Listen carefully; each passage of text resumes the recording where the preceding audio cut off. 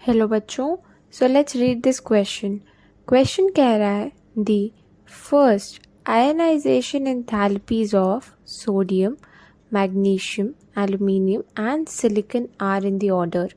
यानी हमें क्वेश्चन में गिवन है 4 एलिमेंट्स और उनकी फर्स्ट आयनाइजेशन एंथैल्पी का हमें ऑर्डर प्रिडिक्ट करना है।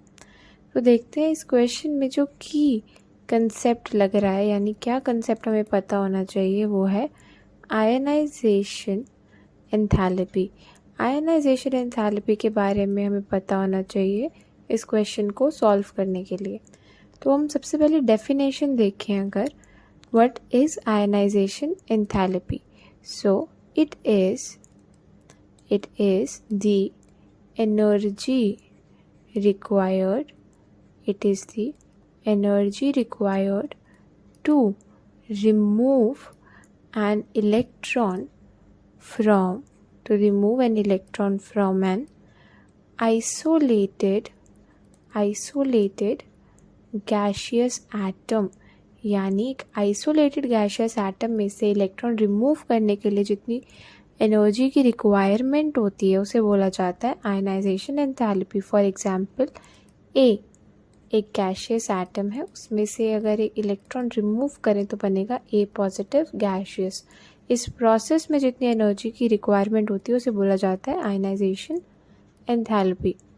अब एक चीज़ हम देख सकते हैं कि ये प्रोसेस जो है वो साइज़ पे भी डिपेंड करता है, यानी ये जो एनर्जी है वो साइज़ पे डिपेंड करती है।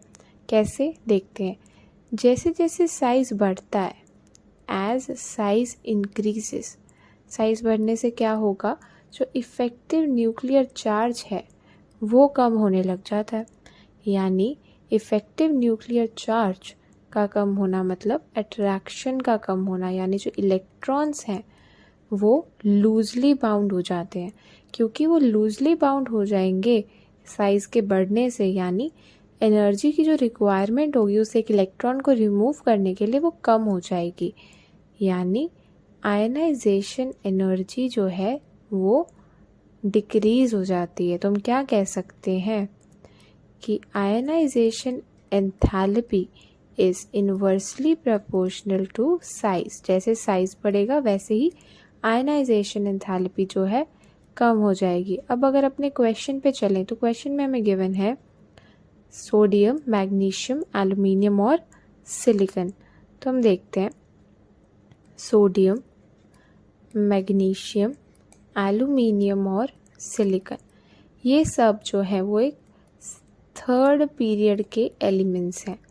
यानी जब हम लेफ़्ट टू राइट एक पीरियड में चलते हैं तो क्या होता है, साइज़ हमारा कम होता है एटम्स का। क्यों? क्योंकि इफ़ेक्टिव न्यूक्लियर चार्ज जो है वो बढ़ता है अक्रॉस पीरियड। साइज़ कम होने से क्या होता है, जो आयनाइजेशन एंथैल्पी की वैल्यूज़ हैं वो बढ़ना शुरू कर देती हैं। जैसे हमने अभी देखा था कि ionization enthalpy is inversely proportional to size, यानी साइज़ कम हो रहा है तो आयनाइजेशन एंथैल्पी बढ़ेगी।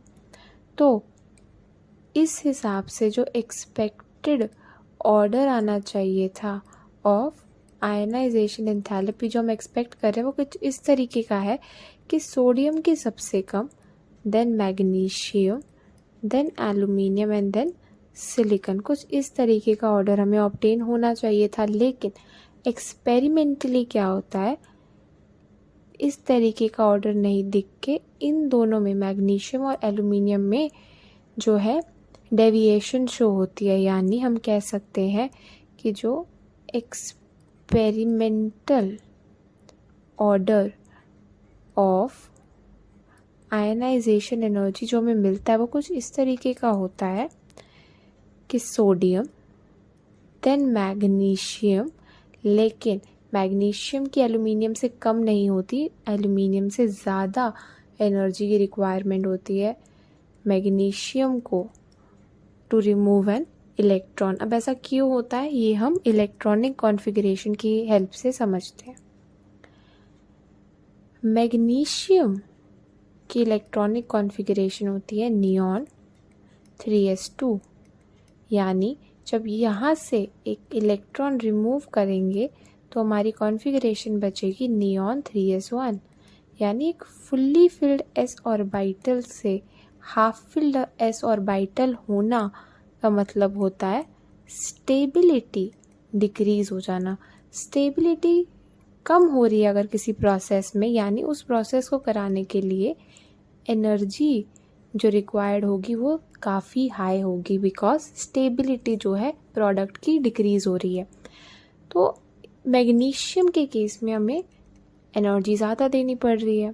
ओके, अब अगर हम एल्यूमिनियम को देखें तो एल्यूमिनियम है नियॉन 3s2 3p1। अगर यहाँ से एक इलेक्ट्रॉन निकाला जाता है तो कॉन्फ़िगरेशन बचती है नियॉन 3s2, यानी एक फुल्ली फिल्ड और s ऑर्बिटल की कॉन्फ़िगरेशन बनती है जो कि स्टेबल होती है। यानी यहाँ इस केस में प्रोडक्ट की जो स्टेबिलिटी है वो रिएक्टेंट से ज़्यादा है, यानी स्टेबिलिटी बढ़ रही है। अब किसी प्रोसेस में स्टेबिलिटी बढ़ने का मतलब होता है कि एनर्जी की कम रिक्वायरमेंट, एनर्जी कम लगती है उस प्रोसेस को कराने में, क्योंकि स्टेबिलिटी का फैक्टर ही जो है उस रिएक्शन को ड्राइव कर लेता है, आगे लेके जाता है। तो हम क्या कह सकते हैं कि जो आयनाइजेशन एंथैल्पी है वो मैग्नीशियम की ज़्यादा होती है एल्यूमिनियम से। यहाँ पे साइज फैक्टर डोमिनेट नहीं करता है, यहाँ पे इलेक्ट्रॉनिक कॉन्फ़िगरेशंस हमें देखनी पड़ती है। तो ये चीज़ हम ध्यान रखेंगे। So the experimental order is sodium, magnesium, aluminium and silicon in this way. तो अगर अपने ऑप्शंस को अगर हम देखें, सो ऑप्शन नंबर ए, यानी ऑप्शन ए जो है हमारे एक्सपेरिमेंटल ऑर्डर को सेटिस्फाई कर रहा है। So the correct answer of this question is option A.